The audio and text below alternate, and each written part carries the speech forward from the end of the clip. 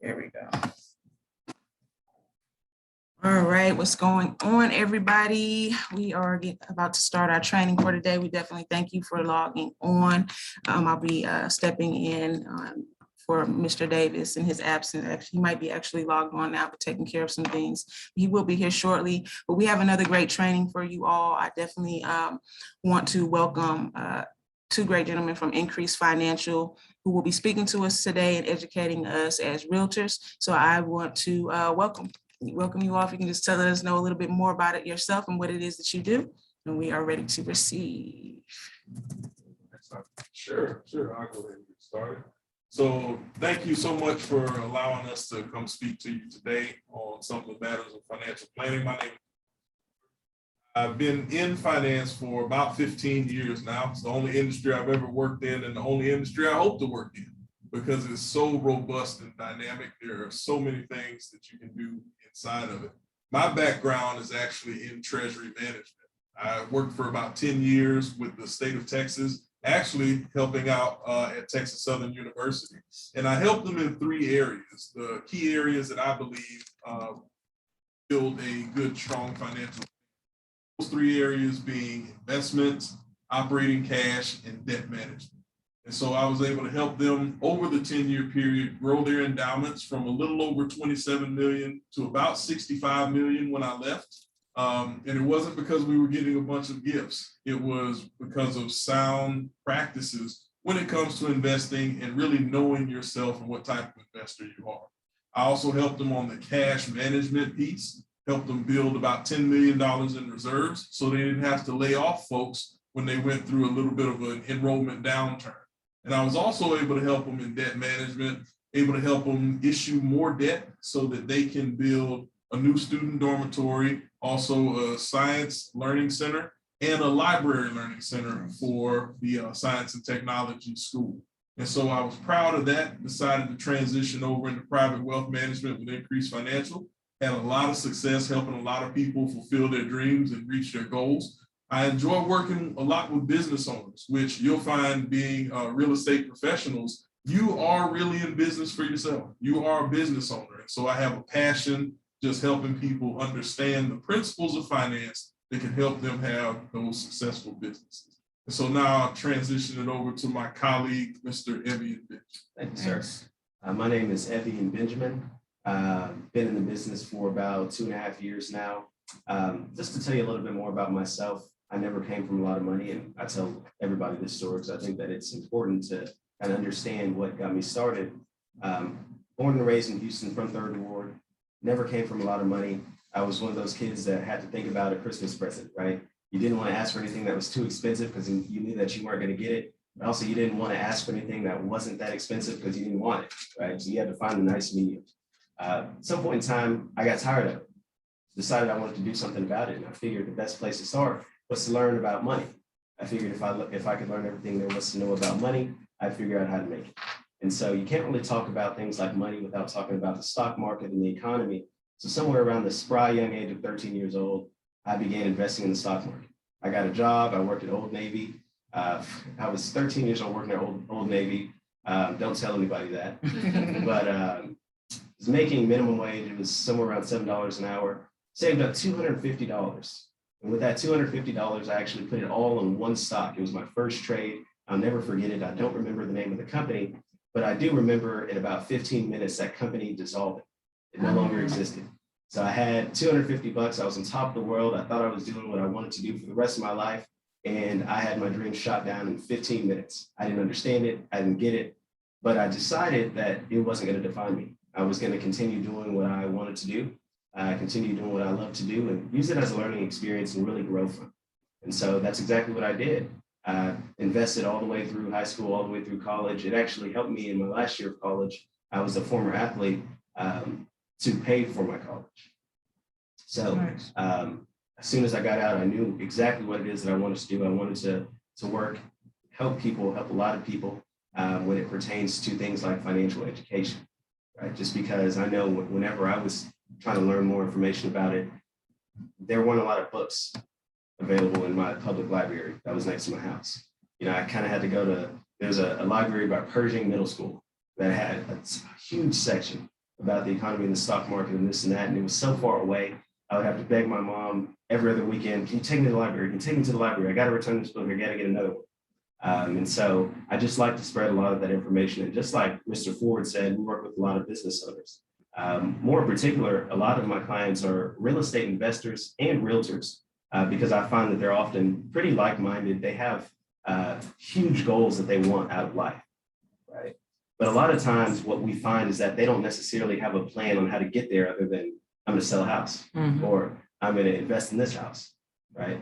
So what I find in Benjamin Franklin actually said it best, if you fail to plan, you're planning on failing, right? So what I sit down and do with them is I sit down and help them formulate a plan that's going to help them accomplish all the goals that they have in life. And of course, it's very realistic, right? If they want to be a billionaire, you know, you got to sell more than 5 houses a year. So of course, it's something that's realistic. But one of the most important things that I always say is it doesn't interfere with the personal lifestyle that they've chosen for themselves today. Because what I know is everybody wants to be very well off in the future, but there's some things you just can't sacrifice. You can't sacrifice not getting your kid a Christmas present this year, right? And so that's one of the things that I really put an emphasis on. Awesome. Do we need to go to the next slides or? I'm gonna turn it back over to Mr. Ford. What you got? All right. So with that, we're going to go on a little journey. And I mentioned something earlier about having a business owner mindset because you are in business for yourself. So I want you to have this picture in your mind as we're going through this slide deck, and also we're going through these talking points. Running a business is a lot like an airplane, right? Airplane has 6 major parts. The first part is the cockpit. That's where the pilot sits. The pilot has to have a clear vision of where that airplane is going, because if he doesn't or she doesn't, then it can end up anywhere. And the fastest track to anywhere is not having a plan. So that's where the vision and the planning takes place. You as the business owner, the owner of your business, you have to decide what is your vision, what do you want your business to look like. Okay. On from the cockpit, you have the body of the airplane. Now, the body of the airplane is very important because it carries precious cargo to its destination, and at the same time, it has to be light enough to allow the plane to do what it needs to do. So think of the body of your airplane as the overhead, the things that you put into your business, those things that you invest in, or the costs, right? So if you want to have a successful business, you want to be running as lean as you can, not skirting any corners so that you mess with the quality of your product, but you want to run as lean as you can so that you can reach your destination. Then you got the wings. The wings are the product. As a real estate professional, you are the product because your client is ultimately buying your expertise, your vision, and how you're helping them solve their problem, right? Then you have a right and a left engine. Think of those as the sales and the marketing, right? You have to close deals. That's the sales part. The marketing, you have to do that. You have to get out. You got to meet people, and you got to fill up your pipeline, okay? Now, the last part of the plane is the fuel. Without the fuel, nothing happens. And the fuel is the cash, the money that you put into your business, how much you invest in yourself, how much you invest in your enrichment. And so you have to make that precious resource last as long as possible, because the captain of the plane has to make sure that there's enough fuel for the trip. Because if you run out of fuel, the plane's going to crash. And so we're going to talk about a few different ways that you can maintain that fuel and keep that fuel going for the airplane of your business. All right, so we'll get through a couple of housekeeping items here. We're doing this presentation just as for educational purposes. So we're not saying that a plan like this specifically will work for you. We would like you to sit down with a financial professional, either Mr. Benjamin or myself, and we can definitely help you to make sure that a plan like this is suitable for you. All right. So getting started, financial planning is a lot like what Dr. Seuss says here. You're the one who's going to choose where you're going. And so in choosing where you're going, choosing your direction, we want you to make sure that you sit down with a trusted professional so that they can help you to put in the things that you need and discard the things that are not useful. I think Bruce Lee said that. I don't know why, but it's sticking in my head. So as we get to this first slide here, this first slide really talks about what wealth is. If you can cycle forward. The first slide here talks about what wealth is, because we find that a lot of people have the wrong idea when it comes to wealth. They equate wealth with the amount of dollars they have in their bank account. That's absolutely wrong. Wealth equals time, right? So understand that wealth equals time and wealth equals options. You see the quote at the top from Chris Rock. Chris Rock says that wealth's not about money, it's about options. Because if you have enough options, you can really write your own ticket and you can sow into that vision that you have for your business. So how do we get to that equation of time? Take the amount of savings that you have, you divide that by your cost per month, and that equals time. So a person who has $100,000 in the bank, they can be wealthy if they're only spending less than $1,000, right? They have time. Versus a person who has $20 million in the bank and they spend 19.9 million right up front. That person is not wealthy.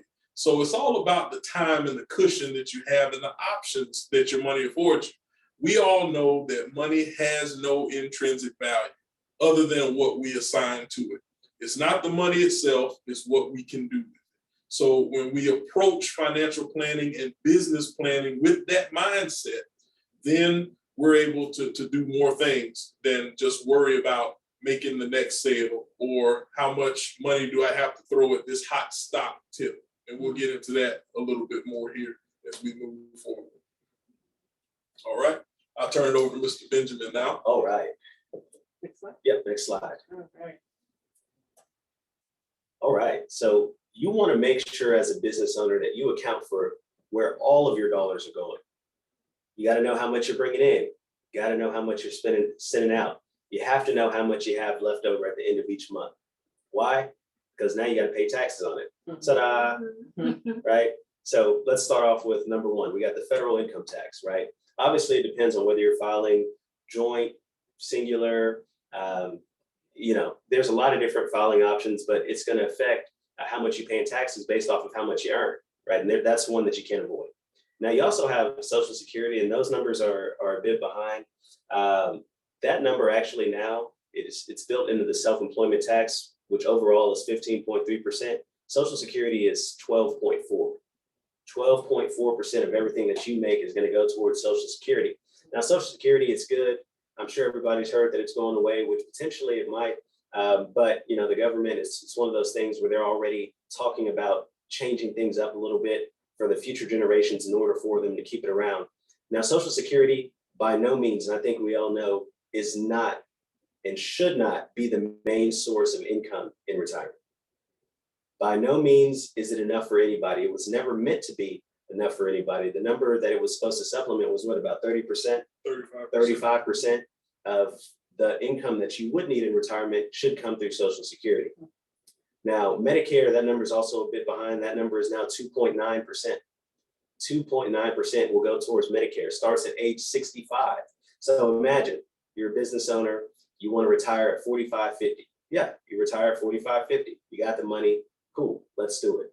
What are you going to do in the meantime for healthcare, right? Medicare doesn't start till 65. Healthcare is very expensive. Health insurance is very expensive the older you get, right? And so that's one of the things, especially if you plan on retiring before you hit 65, that's definitely one of the biggest things that you want to account for in your portfolio when you start to save for retirement and as you continue saving for retirement. Now, the fourth one, it's kind of far away. What does that say? Other deductions. So, right, that's insurance policies from your employers, whether they provide some type of health insurance through your employer, whether it's group life through your employer, disability, long-term care. Usually those are pennies on the dollar. They're nothing that's too expensive. But certainly if you were expecting $1,000 this month and you only got 700, well, you might know why if you take a look there, right? Next, we got the state and local tax.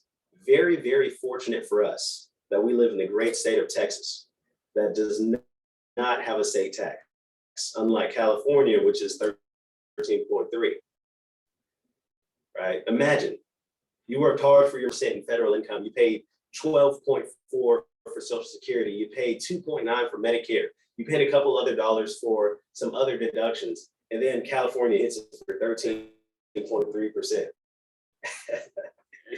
Yeah, it's no wonder why everybody's moving down here. I mean, even Elon Musk is moving down here, right? And people already think he doesn't pay taxes. Right. So yeah, we pay 0% income tax. There are only a couple states in the US that does it. I know Florida's another one, but that's definitely something. And if you earn money in another state, guess what? You got to pay the state taxes in that state. So if you sell a house in California, guess what? 13.3% is coming out, going to California. So you definitely want to account for that as well. And the last one is wage garnishments, right? That's obviously only needed if you're paying off some type of debt, going through things like bankruptcy or liens on your houses, things like that. Then wage garnishments, definitely you should know. But I'm sure if your wages get garnished, you would be able to tell anyway. So, next slide. All right, thank you, Evian. So we know from these first two slides that we've gone through, we've defined what wealth is, what real wealth is. And we've also gone through the exercise of knowing where your money is going, right? You know how much you're bringing in, you know how much is going out. And we'll talk a little bit more about that here in just a few seconds. So we understand that money has something called time value, right? So in this illustration here, you have a person who's going to get $10,000 in 3 years. Well, that's well and good. But if they got that $10,000 today and invested it modestly and got a 6% return, which is a very conservative return for the environment that we've been in for the past 12 years or so.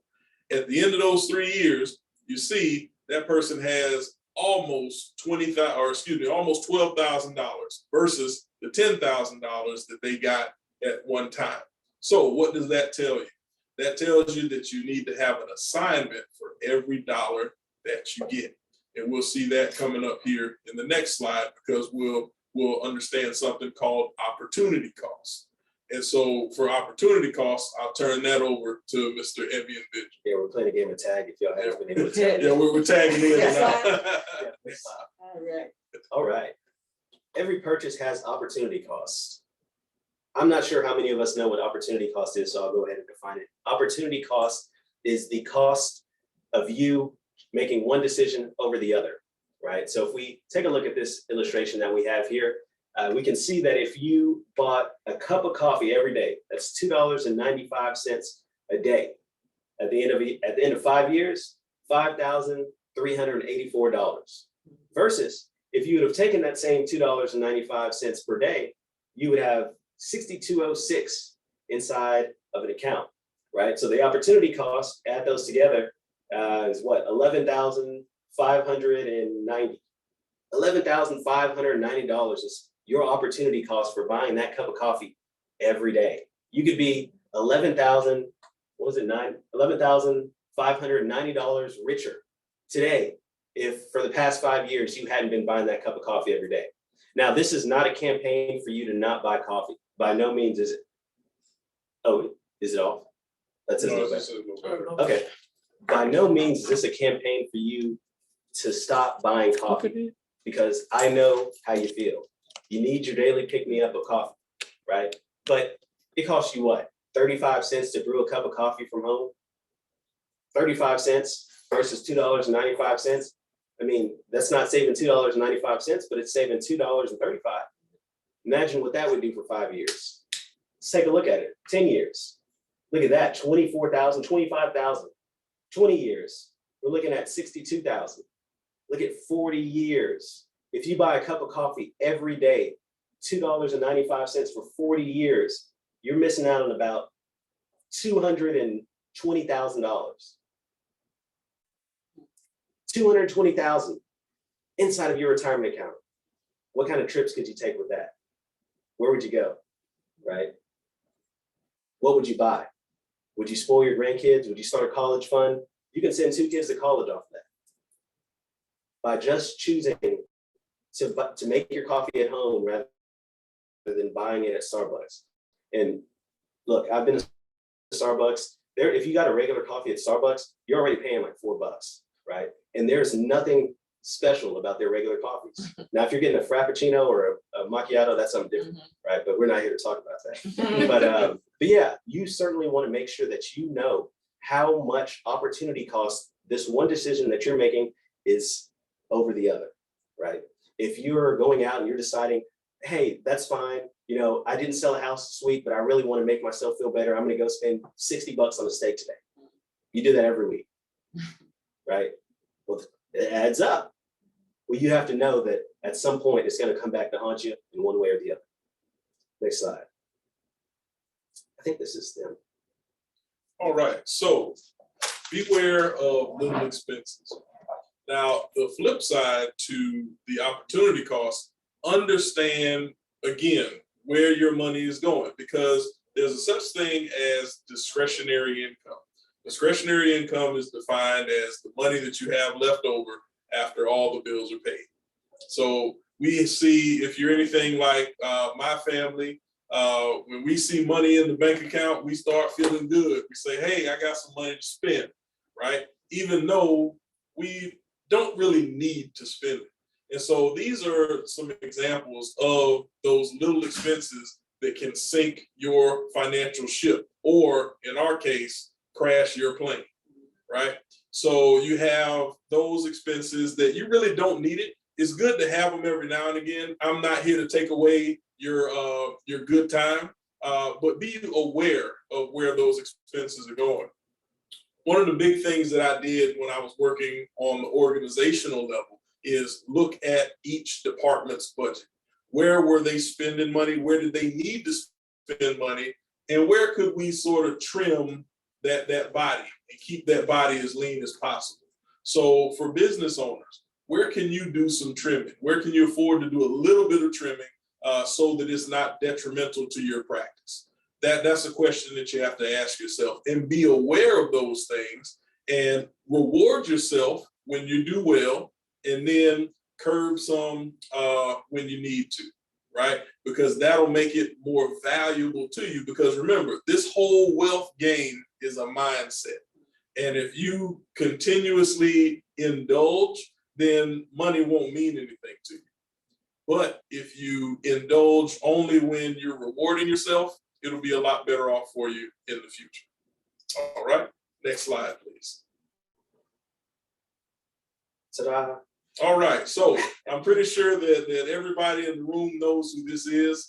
Warren Buffett, heralded as one of the best investors of all time, I guess you would say. He had a famous saying, someone is sitting in the shade today because someone planted a tree a long time ago. And that's really the idea that you have to have when it comes to investments. Investing is not a get rich quick. Do not come into it with that mentality. It's a gardener's mentality. It's a tree planting mentality. I'm planting a seed that's gonna bloom later on in the future, right? So with investing, we'll give you a few checklist items when it comes to your personal investing.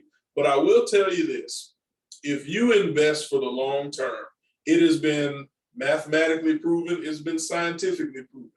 The way that you outperform the S&P 500 on a continuous basis is splitting your investment between growth and value. What do I mean by growth? Investing your money in companies that are growing, that are continuing to grow. What do I mean by value?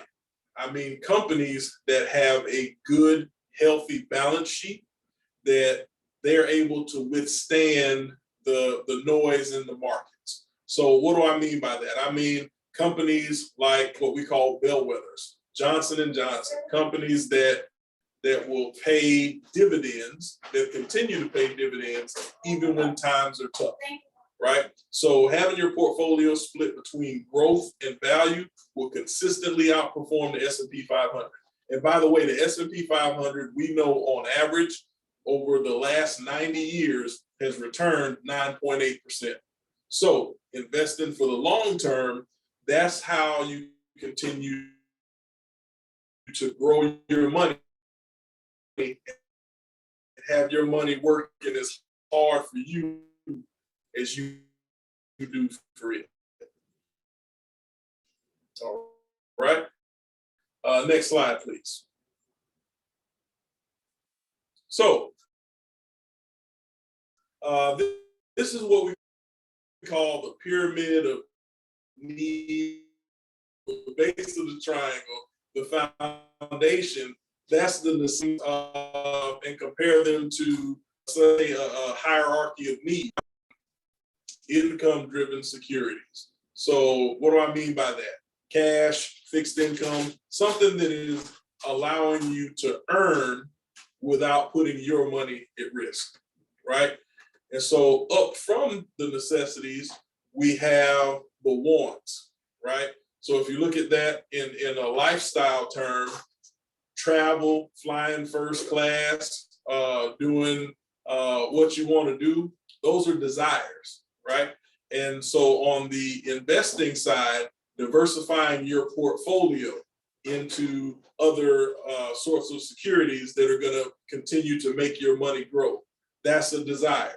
And then we get up to the aspirations. That's the legacy, right? I want to leave $10 million to this charity. That's the aspiration. That's the legacy piece. Well, on the investing side, that's the more speculative things, right? So if you're looking at building an investment plan, you want to have those necessities of cash and fixed income first. So have a good savings, have a good emergency fund there, and then build up from there to a diversified portfolio, maybe an ETF or mutual fund, right? And then you get to the more speculative investments, which we'll talk about here in just a few minutes. Next slide. All right. So we're going to talk about investments 101, some of the top investment rules that are out there. Antoine said, a goal without a plan is just a wish, right?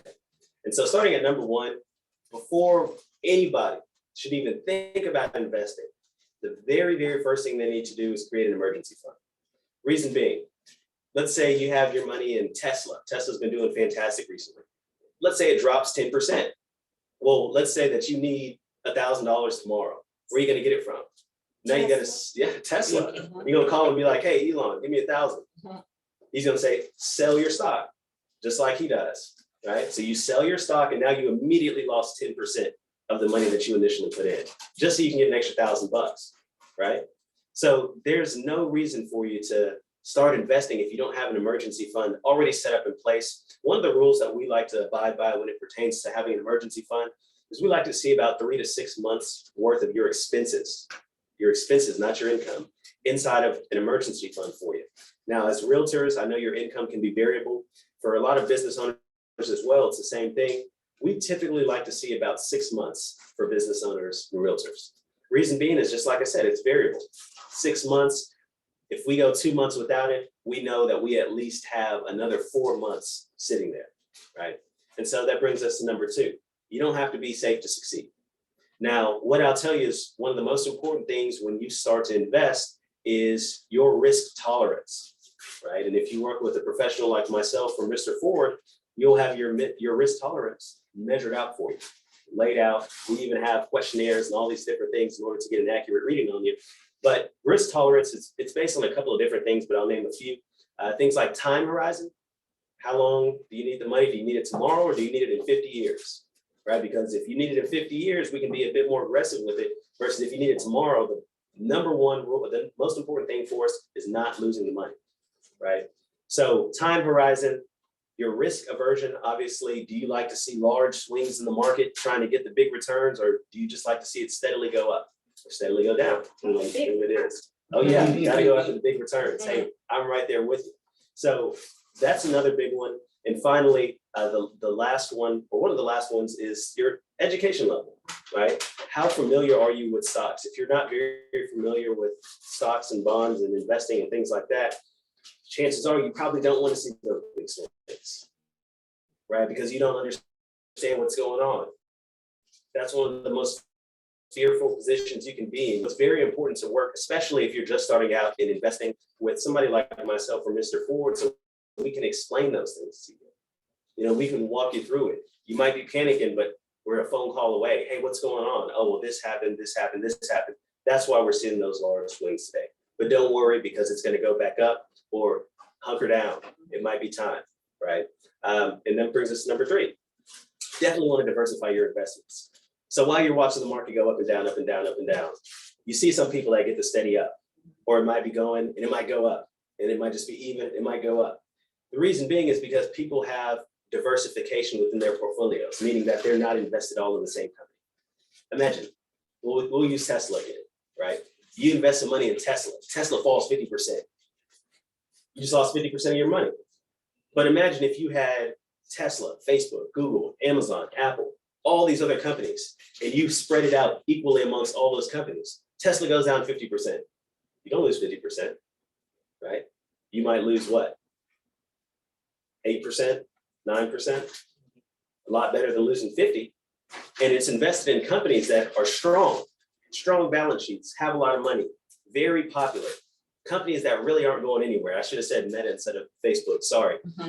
But companies that aren't really going anywhere anytime soon, right? So it's very important to have a diverse portfolio with your investments. On to number 4, you want to automate your investments. One of the most important things when it comes to building wealth, because we know wealth is built systematically and over time, it's not built overnight, unless you hit the lotto. But you want to automate your investments. You want to have investor discipline. What that looks like is allocating a certain amount of dollars every month towards some type of investment account. It does 2 things. The first thing is it automatically makes you forget that you have money in the first place. And then the second thing that it does is you wake up in 10 years and you're like, wow, I got $1 million. Where did that come from? Well, you've been putting $500, $1,000, $1,500, $2,000 a month inside of this account that you learned to live without for the past 10 years. And by the way, it's been getting 11% every year. You're doing great. Fantastic. Keep up the good work. Now you can retire at 40, 35. You don't have to sell houses forever. And that's one of the most important things that I talk about with some of my realtor clients. You don't want to sell houses forever. You might love being a realtor. I get it. I love being an advisor. But the fact of the matter is, if you're working 80 hours a week and you're okay with it, plan on working forever. What if you're 80 years old? Do you plan on working 80 hours a week? Probably not. You might, hey, the intention might be there, but the heart just ain't there anymore. Yeah. What if you're 90? You're definitely not working 80 hours a week at that point. Well, it's very important that you start to save early, right? What's the opportunity cost of you choosing to put off retirement savings for 2 years versus doing it today? A lot of opportunity costs. And so automating your investments is one of the best ways to learn to live without this extra money that you have that would be just going inside of a bank account anyway, right? On to number 5, want to minimize taxes. I don't think anybody likes paying taxes, and I don't blame you. You work hard for your money. There's no reason why Uncle Sam should take 25, 30% of it, right? And Marcus told the example of the plane earlier, and he said there were 6 parts. I like to say that there are 7. The 7th one is the same thing you run into on every flight. You got a big giant hand trying to knock your plane out of the sky.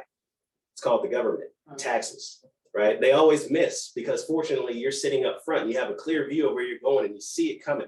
So you swerve off, right? He misses, but the wind from his hand knocks your plane around a little bit. And that's the turbulence that you run into on every flight. It's called taxes, right? You're gonna have to pay them. Very important that you pay them. Very, very important that you pay them as a business, but obviously you don't want to pay 50% of what you're making. So definitely best to work with people like ourselves that can help you to minimize those taxes when it pertains to investments. And the best part about it is when it comes to long-term capital gains, which is just holding a security for longer than a year, it's taxed at a lower tax rate than your ordinary income tax, 15 to 20%.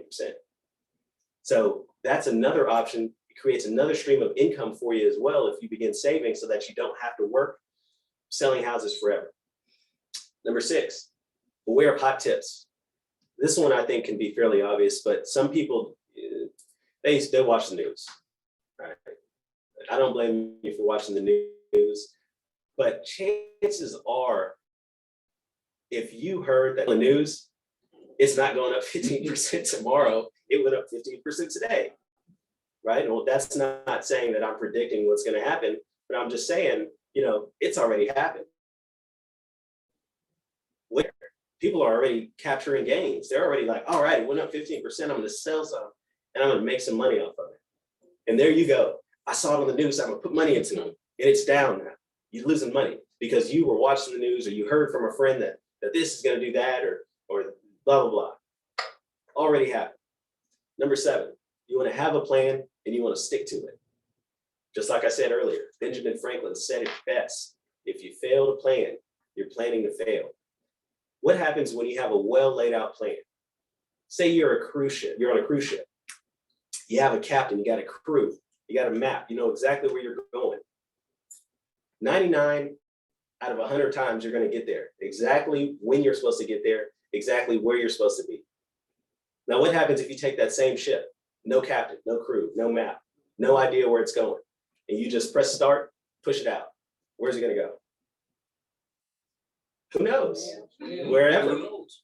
It's the same thing when it comes to investing. Why would you go in there without a plan? You're just going to go in there and buy some stuff and hope that it works out? It's not going to. It might, but nowhere near the level that you should have been getting if you had some kind of detailed plan. And if you're having trouble coming up with a plan, talk to somebody. There are a lot of professionals out there that know how to create a good investment strategy, that know what it takes to get you to where you want to be. And we're willing to sit down and talk with you. Number 8, well, that leads into number 8, right? Seek professional advice, right? There's nothing wrong with asking questions. There's nothing wrong with admitting that you don't know, because the fact of the matter is people don't know everything. And that's what makes people so great, because we're willing to ask, right? So don't be afraid to ask for advice. On to the next one. And you definitely want to understand the power of compounding. Albert Einstein, compound interest is the 8th wonder of the world. I have to check because I thought there are 8 wonders now, right? Isn't the Astrodome? Astrodome? Is that what it is?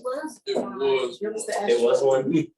Yeah, it was like the first indoor dome stadium or something like that.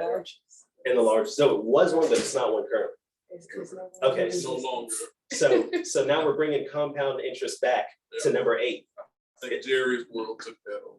Jerry's World. Yeah. Jerry. Don't get me started on them. Don't get me Not started a on them. fan. Not a fan. Still kind of a Texans fan. I actually decided to take my talents with DeAndre Hopkins to Arizona. So go Cardinals. But yeah, compound interest is the 8th wonder of the world. Let me ask you this question. Would you rather have a penny doubled every day for 31 days or $5 million today? The penny stopped up. Is there a time? 31 days. I think that's right. The You said 5? 5 million? Are you sure? I'll hold you to it. Okay, no, I'm not sure. Final answer? Well, the penny, okay, it probably is a trick question, so I'll go with the penny. Okay. Well, there you go. You got it right. So it's definitely the penny, right? Because if you take a look, the interest that grew on that initial penny is still growing. You got 1 cent that turns to 2, that turns to 4, 8, 16, 32.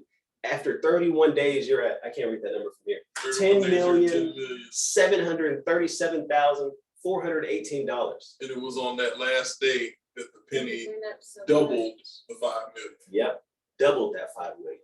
But even if you did 30 days, that's still more than $5 million. Why wouldn't you want your money to work for you that way, right? Why would you continually want to, your dollars need to work for you, right? Eventually you have to stop working for your dollars and your dollars need to work for you, right? And compound interest is the best way to make sure that that can happen.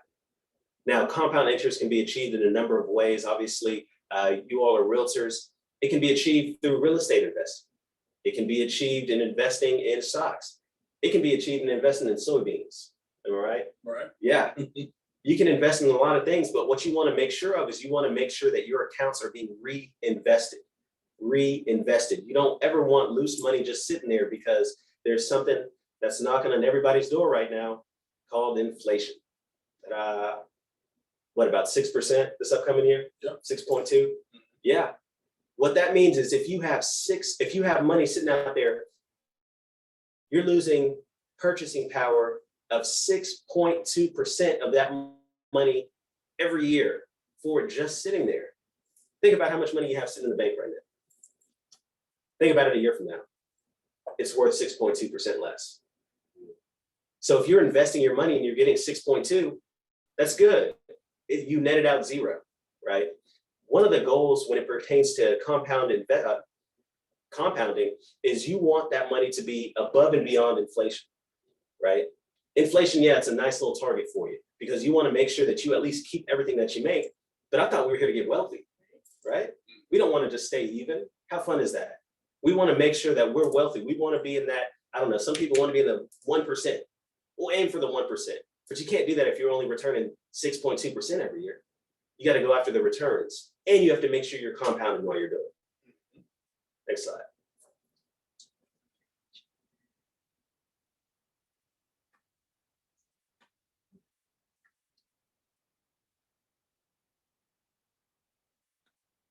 All right, retirement, pretty straightforward. You stop working, find something to do. You know, we've had the luxury, myself and Mr. Ford, of working on hundreds of retirement cases. And to this day, I mean, correct me if I'm wrong, I don't think there's anybody that has successfully retired that's come back and said, hey, I need to start working again. Not unless they wanted to. Not unless they wanted to. I actually have one client that does. Really, really, really nice guy. He's out in Louisiana. He wanted to build a shed. He built a garage in his backyard after he retired, and now he works on people's cars. That's fine. Go ahead and do that. But he chose to do that because he always wanted to do that. He's not forced to do that by any means. It's what he always wanted to do. So he can do it, right? Americans are living longer. The 1900s, the average life expectancy was 49 years old. Well, guess what? 2013, 79. What does that tell you? You need more money. Imagine those people that were retiring at 40 and they only were retired for 9 years back in the 1900s. Nowadays, people are retiring at 45 and 50. They got 29 years. They got 34 years of no income coming in. What's the opportunity cost, like I asked earlier, of you waiting until 45 to start saving for retirement versus starting today? Thousands and thousands, maybe even millions of dollars, depending on how much you're going to put in there. But it's very important that you start today because you don't want to have to work until you're 65 in order to retire and hope that you make it another 14 years. You don't want to do that. You want to secure your health. Health is wealth. You want to secure your health. Retire at 45, retire at 50. Start saving today so that you can have time to enjoy your life, enjoy your family. You know, we've gotten so caught up in this monopoly of you work to live. Or is that it? Is it the other way around? Well, yeah, you live to work. You don't live to work. You don't live to work. We work to live. Is that right? Yeah. It sounds weird coming out of my mouth. But anyway, you know, you're not put on this earth to devote 40 years of your life to working for somebody or working for yourself, right? You're meant to enjoy. You're meant to go see parts of the world. You're meant to do what you always wanted to do. You're meant to help people in your garage fix their cars. You're put on this earth to do things that you want to do. And of course, as you go through it, you have to work in order to get some dollars to survive. But we don't want to make that our entire lives. At some point, you have to live for you. And so you want to make sure that you start saving when you're very early so that you have time to enjoy your life. What's next? Well, one thing that I want to highlight here, you see that people are surviving longer, which means that you're surviving longer in retirement, right? And that's one of the hurdles that we find business owners have is, what's my retirement plan? I want to scale my business up and I'm going to sell it for $3 million. Well, what if your business only sells for $300,000? you got 1.7 million of the gap that you got to make up. And when we do planning for business owners, for real estate professionals, any entrepreneur, we believe that when you retire, your quality of life should only be on the rise. And so we have to make up that gap. And Evian is going to talk a little bit about how to make up that gap if the plan doesn't go as designed. So next slide, please. All right, diving in. This is my favorite slide, by the way. We're going to talk about Roth versus traditional IRAs, but not just IRAs, Roth versus traditional retirement accounts, right? So I'm sure we've heard of a Roth account. I'm sure we've heard of traditional accounts. Essentially, a traditional account is dollars that you put in before it's been taxed. It grows tax deferred, and you pay taxes when you pull it out in retirement. A Roth account is the opposite of that.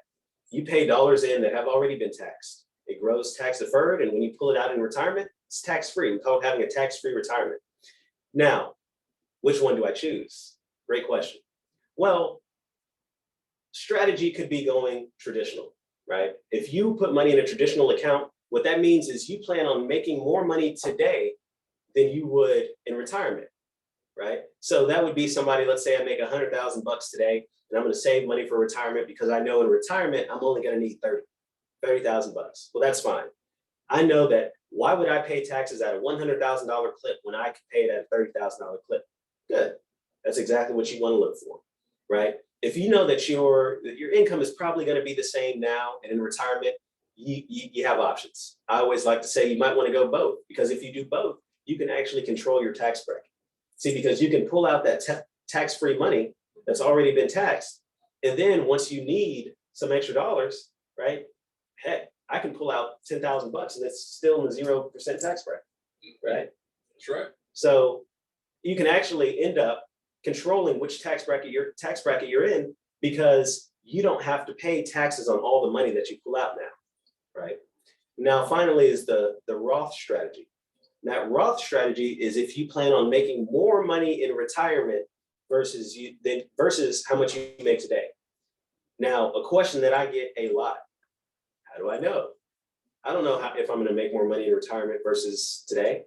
Well, there are a couple of instances where you can almost not be sure, but you can probably have an idea that you're going to want to make more money in retirement. If you're an investor, probably not going to stop investing, especially if it's in the stock market. You don't even have to go out and look at houses or anything like that. You just wake up and press a button in your computer and you can do some research, right? So if you're an investor and you see your portfolio growing over the next 5, 10, 15, 20 for the rest of your life, right? Chances are you're going to be paying more in taxes in retirement than you would today.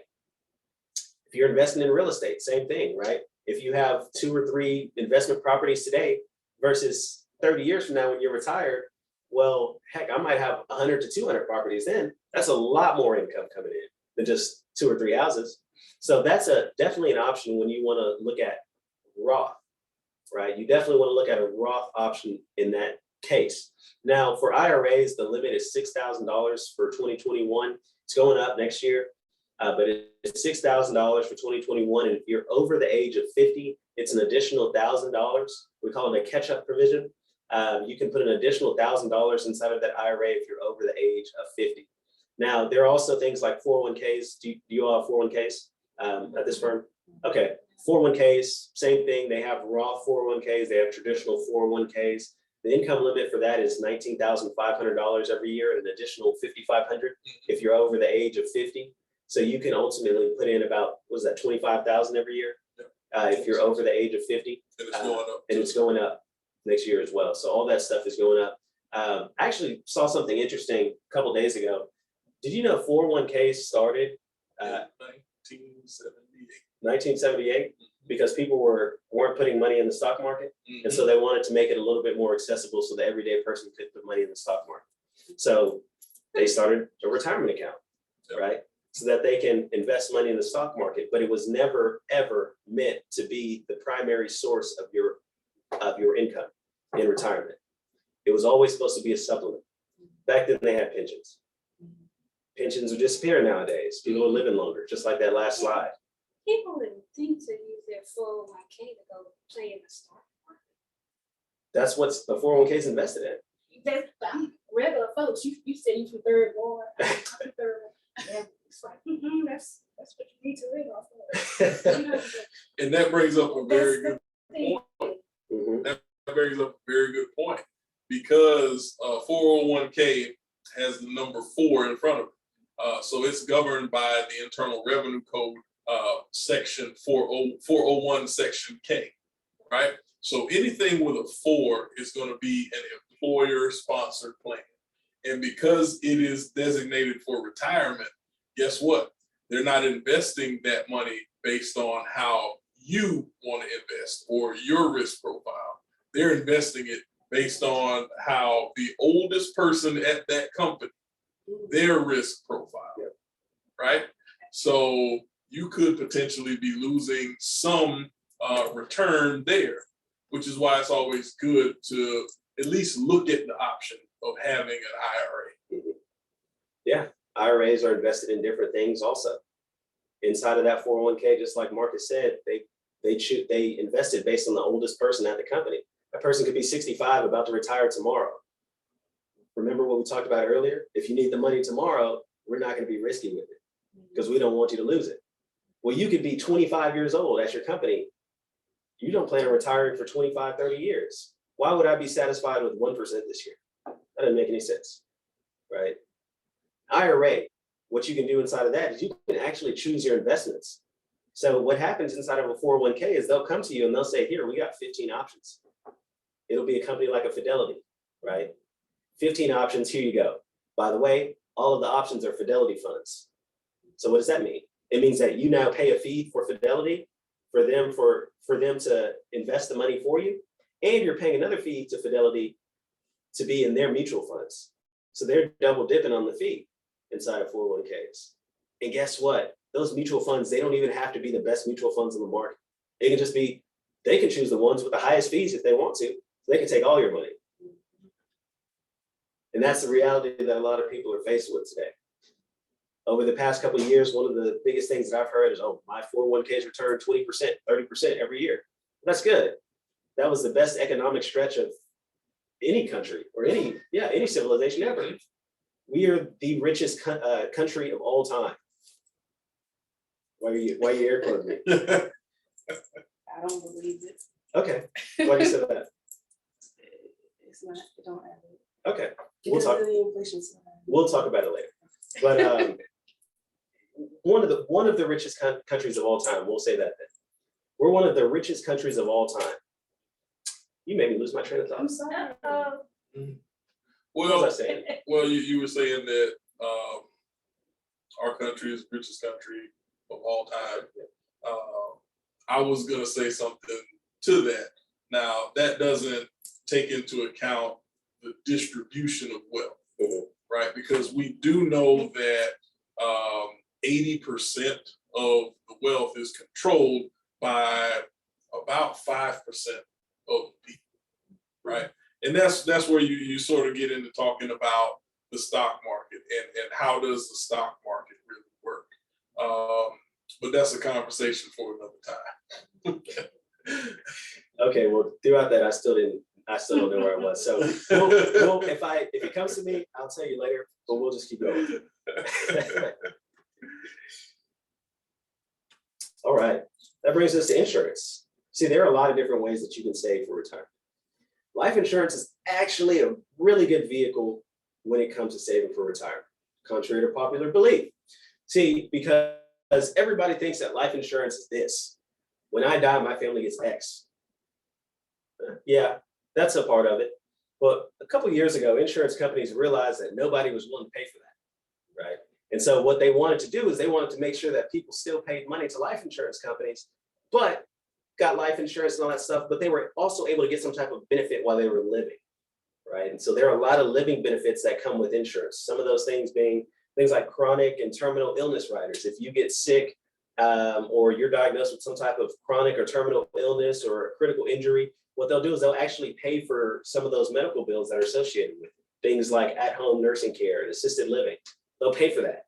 Some of the most expensive things when it pertains to retirement, right? My grandfather, $225,000 over 2 years. My grandmother had to sell the house.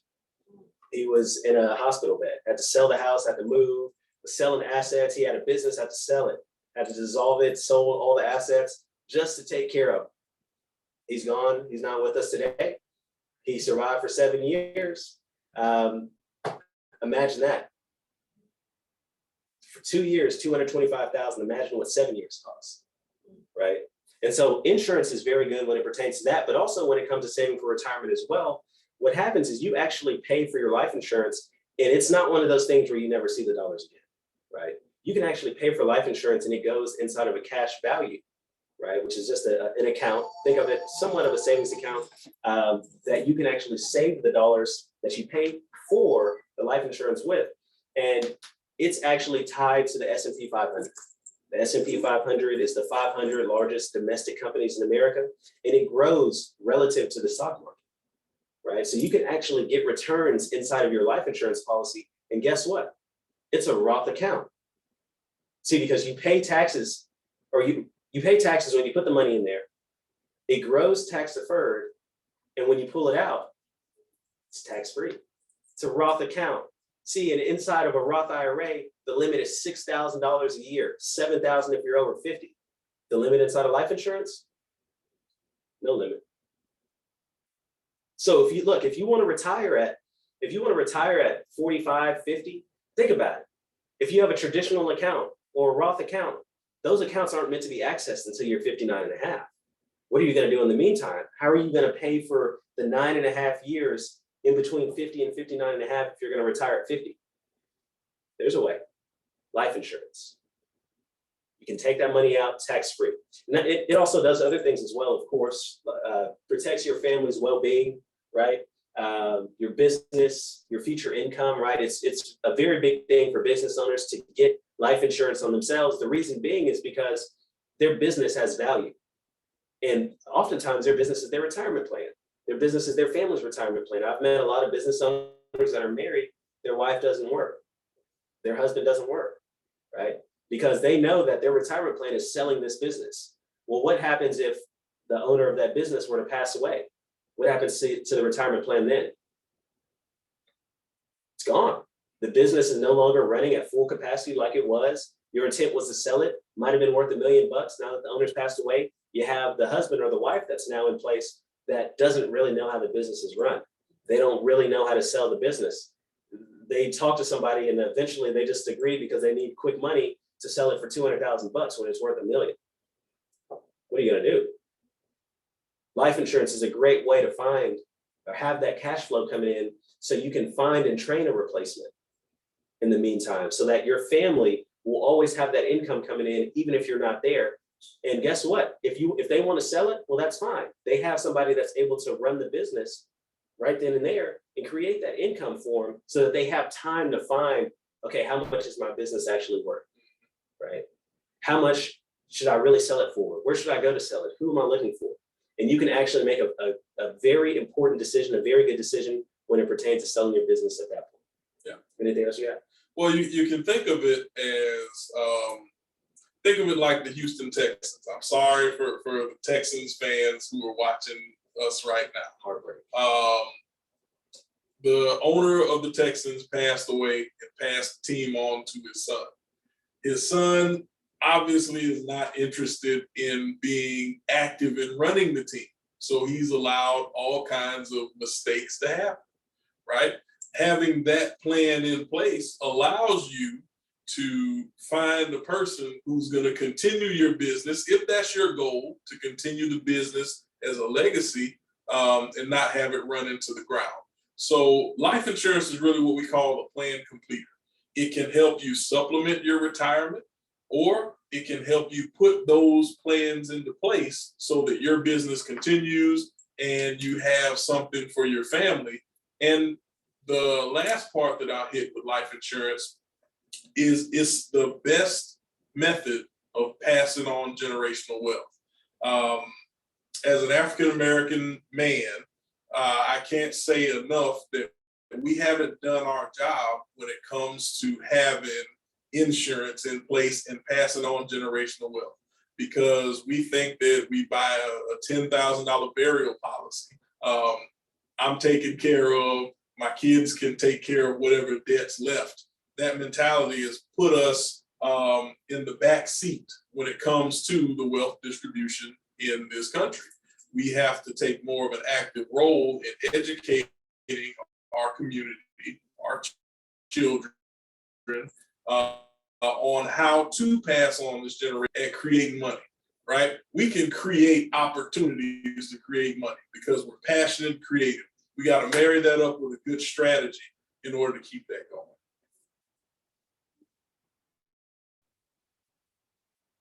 All right, sir, what you got next? Oh, that's you.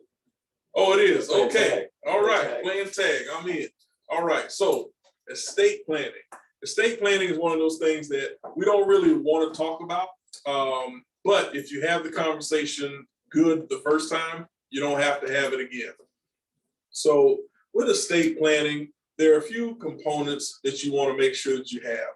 Number one is a healthcare directive. So in Evian's last slide, he talked about life insurance. And a lot of times we will put the idea around life insurance, well, that's if I die. Well, what if you survive and you're not able to function at the level you were functioning at before? You need to have a healthcare directive in place, right? I've seen families just absolutely torn apart because there was no healthcare directive in place. Someone said, well, he didn't want to live like this. Well, how do you know that, right? So you need to have a healthcare directive in place to make sure that your wishes are carried out, right? You need to have a power of attorney in place as well, because somebody has to be able to make decisions on your behalf if you're not able to. Now, there's a couple of power of attorneys that you have. You have a durable power of attorney and you have a medical power of attorney. The durable power of attorney is the one that you will give somebody in case you are incapacitated, right? And so they have decisions, they have the ability to make decisions on your behalf business-wise. Medical power of attorney, that goes along with the healthcare directive. If I have a friend who, when I was working with TSU, he brought a paper into my office and he said, here, sign this. And I was like, what is this you're getting me to sign? He was like, don't worry about it, just sign it. So I signed it. And then later on, he told me it was a do not resuscitate. And so it does exist. And so you have to have those directives there, because he said, look, if I don't make it, then, tell them don't resuscitate. And that's your wish. So it has to be carried out. And so you want to have that in place and make sure that somebody trustworthy is going to be there to carry those wishes out. Life insurance is a big part of estate planning, because we all know that 99.9% of the time, the death benefit that's associated with a life insurance policy is going to pass to a beneficiary tax-free.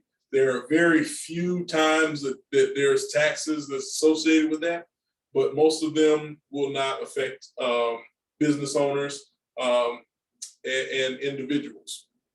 So we also have wills and trusts. Make sure that it's lined out who's going to get what. Because we know if you want to see a family torn apart, let somebody who had some money die. And you'll see people saying, well, they wanted me to have this. Well, again, how do you know? So you want to have a will or trust in place. And we'll talk a little bit more about wills and trusts here in the next slide. And also long-term care. One of the biggest hurdles when it comes to building a sound financial plan is people don't plan for living too long. There's no longevity in their plan. They say, hey, I'm gonna retire with $500,000. And they have a $100,000 a year lifestyle. That $500,000 ain't gonna go very far.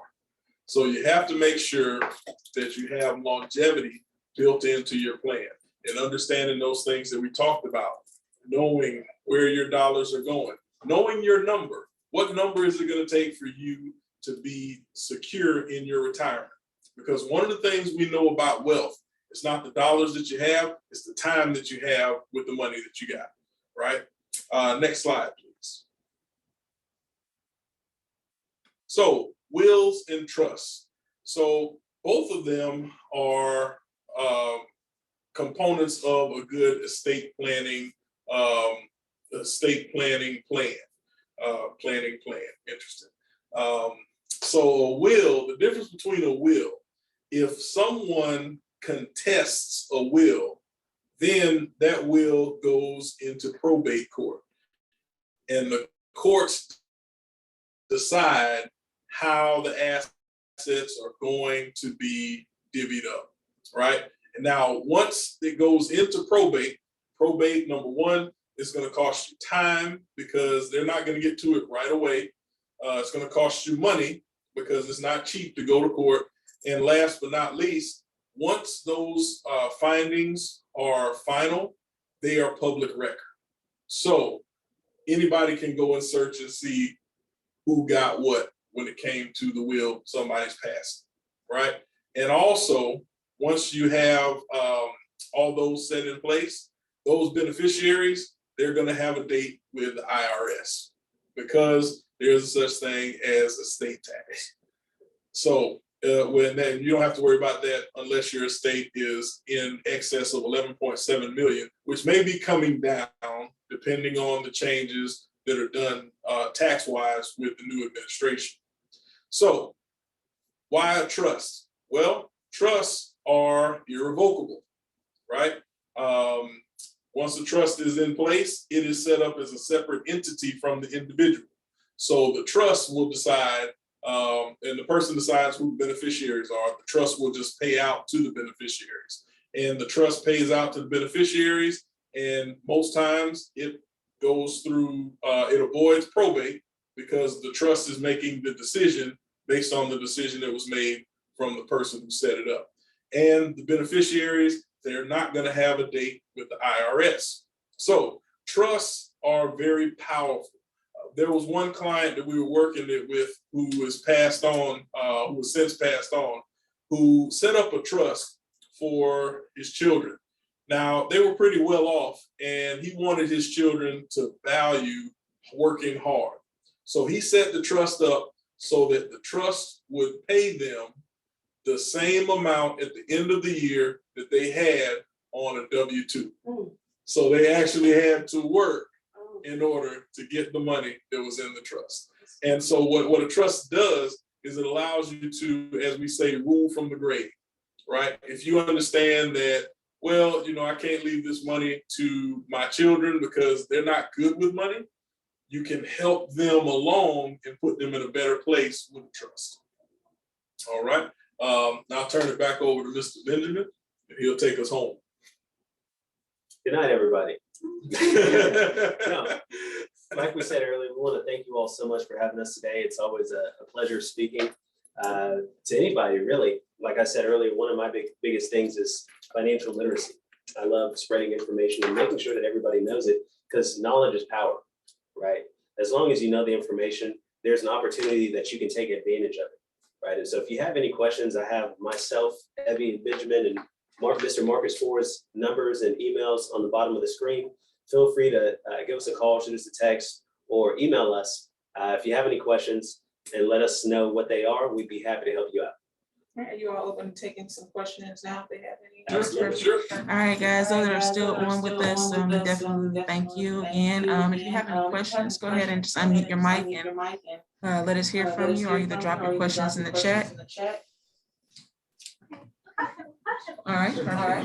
Okay, so you were saying about investing in stocks, and you were saying that long term, if you held it over a year, you'll have to pay some capital gains taxes on it. Right. Okay, so who would know? I'm sure the government would know, but does your tax preparer, would they already know that? Or So you actually get from the investment company that you use, you get a form at the end of tax time, April 15th. So around that time, you get a form that outlines how long you've held each stock and all that information. And so whenever you go to a tax preparer, or if you use TurboTax, whatever, you have to upload it, and they have special codes on there and all that good information to let them know that this is short-term capital gains or long-term capital gains. Okay, so a follow-up question with that. Go ahead. If you kept it in there and you didn't get the money, do they still make you pay? That's the best part. No. Have you ever wondered how Elon Musk or like a Donald Trump or somebody like that. Let's take Elon Musk. Went from being worth what 100. I've been talking about Tesla a lot. Yeah. Went from being worth 100 billion or less, 30 billion to all of a I think sudden it was 80. It was around 80. So now he's 280, and he didn't pay taxes not once on any of it. He didn't actually make it. See, he got paid in stocks. You only pay taxes in the stocks when you realize it. Mhm. You only realize it when you sell that stock. It becomes real because it's just on paper. It's called a paper gain or paper loss if you haven't sold it. Because if you look at the piece of paper, it says, yeah, you're up 25%, but you don't actually have 25% more money until you sell it. And then you get it. And you're like, oh, I have 25% more money now. Right. And so that's at that point, that's when you pay the taxes on it. But if you have money in an account for 10, 15 years and it's gone from $1,000 to 100 million, you don't pay taxes on it until you sell it. So think of it like that bottle of water. If you bought that bottle of water for $2 today, and next week that bottle of water is worth $4, but you still have just the bottle of water, you're not going to realize tax on it until you actually sell that bottle of water for the $4. I see you thinking. Yeah, I'm thinking because I don't know if that will equal to if you sell it, but you don't really take the money out, you just reinvest it into something else. So I see what you're saying. Yeah, when you sell it, you still pay tax on it. So even if you sold it and bought something else, now that's not the case in like a 1031 exchange, right? I know that's legal real estate. It's just swapping one property for the other. Inside of a life insurance is actually something called a 1035, which is the same thing, just swapping one policy for another. So no, you don't pay taxes on it until you sell it. But if you sold it and then use those dollars to reinvest, then yeah, the dollar profit that you got, you pay taxes on that, even if you do decide to reinvest it. Now you only pay the taxes on it tax time, right? So what will happen is you'll get a little tax bill. IRS will say, hey, by the way, we saw that you did this. Yeah, you owe us some money, right? So it doesn't immediately just come out of the account as we're taking this away for taxes. It still stays in the account, but at the end of the year, you'll get that tax bill. Or April 15th. Any other questions, guys? I don't see any in the chat. All right, well, it's been a great and very informative training. We have this here recorded. We'll get it out to all the agents so that they can review and get in touch with you all if you all have any questions. But for those that didn't come in, we're about to eat some Torches tacos and enjoy the rest of this lunch and learn. So And I have more questions. oh, we're right. So we can tell them that. All right. Bye, guys. See you all later. Thank Have you a for great, having us. successful day. Take care. Bye-bye. Okay, so about the wheels, Mhm. you were saying, okay, wheels are good, so you don't